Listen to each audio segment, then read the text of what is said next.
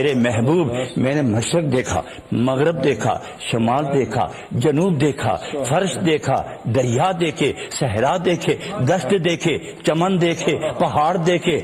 آبشاریں دیکھی، کیا کیا نہیں دیکھا۔ میں تیری مثل رہنما تلاش کرتا رہا، تیرے جیسا محبوب ما جمال تلاش کرتا رہا، کوئی نہیں ملا۔ اللہ اللہ خلق را فریاد رس، ہر طرف سے آواز آتی ہے مدد، ہر طرف سے آواز آتی ہے مدد، اور وہیں تیری روح فیض دینے کے لیے پہنچتی چلی جا رہی ہے۔ نہ شرق میں کمی آئی، نہ غرب میں کمی آئی، نہ فرش میں کمی آئی، نہ صحراؤں میں کمی آئی، نہ خلاؤں میں کمی آئی، نہ فضاؤں میں کمی آئی۔ جہاں عاشق پکار رہا وہیں آپ موجود رہے،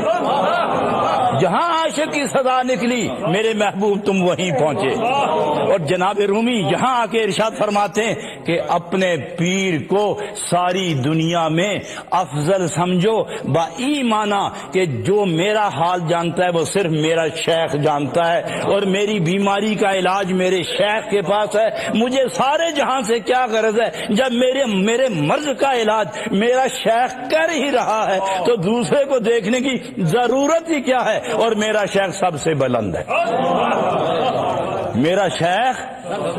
سب سے بلند ہے۔ حضرات یہاں میں ایک نقطہ اور عرض کرنا چاہوں گا، تو یہ کہ اگر شیخ سارے جہان میں مرید کے لیے افضل ہے، تو یہ شیخ اللہ نبوت، ولایت، حکمت، دولت، علمیت تقسیم کرنے والے آقا دو جہاں، نبوت، ولایت، حکمت، درایت، علمیت، تصرفات، مکاشفات،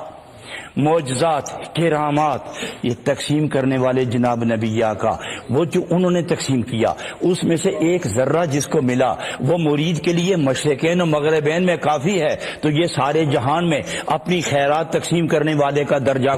کون دیکھ سکتا ہے؟ اگر پیر بے مثل ہے تو اس پیر کو پیر بنانے والا کیسے اس کی مثل دنیا میں آ سکتی ہے؟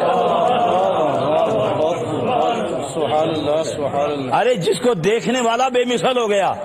اس کی مثل کون لائے گا؟ کوئی اس کی مثل کون لائے گا؟ میری مثل ہو سکتا ہے، آپ کی مثل ہو سکتے ہیں، ولی کی مثل ہو سکتی ہے، غوث کی مثل ہو سکتے ہیں، لیکن نبی پاک علیہ السلام جس کو بے مثل کر دیں اس کی کوئی مثل نہیں لا سکتا۔ میرے شیخ تیرے جیسا کوئی نہیں، اور جس نے تجھ کو بے مثل بنایا اس کی مثل کی بات کرنا یہ تو انسانیت ہی کے خلاف ہے، عقل کے ہی خلاف ہے کہ جب مثل تیری ہے ہی نہیں تو پھر سوچے کو کیوں؟ اللہ اللہ خلق را فریاد۔ میں اس میں ایک مسئلہ اور عرض کر دوں، وہ یہ کہ ایک آدمی اپنے پیر کو اگر اتنا افضل سمجھتا ہے با اعتبار سمجھے کہ مجھے فیض دینے میں میرا پیر بشرطے کے کامل ہو،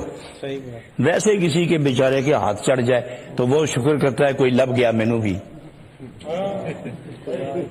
اور ٹیندے اٹھ سے مرید نے ایک پیر مل گیا اور بے سہارا پیر نو گزارا مل گیا،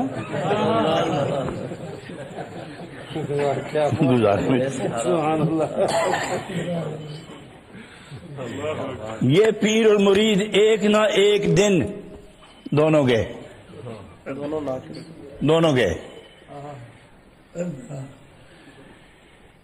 اور ایک پیر کامل ہے،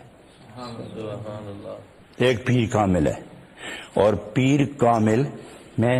ایک مثال دینے لگوں کہ اپنے پیر کو افضل سمجھنے کی ایک اور مثال دیکھو۔ ایک آدمی نے اپنی جھونپڑی بنائی دریا کے کنارے،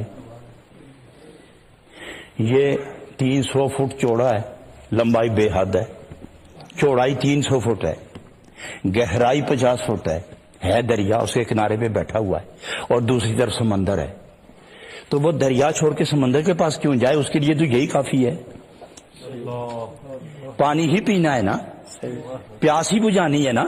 طہارت ہی کرنی ہے نا، ضرورت پوری کرنی ہے، تو جب یہ تمہارے لیے کافی ہے تو اس کو بے قدر نہ دیکھنا، یہی تمہارے لیے کفالت کا اہتمام کر رہا ہے، تم اسی کو اپنے لیے بے مثل رہنما سمجھتے رہنا۔ اور جب سمندر کی بات آئے تو پھر سمندر سمندر ہی ہے، دریا پھر دریا ہے، لیکن دریا کے کنارے رہ کر سمندر کی مت سوچنا کہیں بے ادبی نہ ہو جائے، بے ادبی نہ ہو جائے، مگر سمندر مقابل میں آ جائے تو دریا کا خیال رکھتے ہوئے سمندر کے سامنے سجدہ محبت کر لینے میں حرج کیا ہے؟ دوسرا پیر مل جائے ناقص ہو، دوسرا پیر مل جائے اپنے پیر کا ہم مرتبہ ہو یا نہ ہو، یا اپنے پیر سے بلند و بالا ہو یا اس کے ہم سر ہو، اتنا ہی احترام کرو جتنا اپنے پیر کا کرتے ہو، لیکن اتنا خیال رکھنا آنکھیں اور چہرہ اور سر اس پیر کی طرف رکھنا، دل اپنے پیر کی طرف رکھنا۔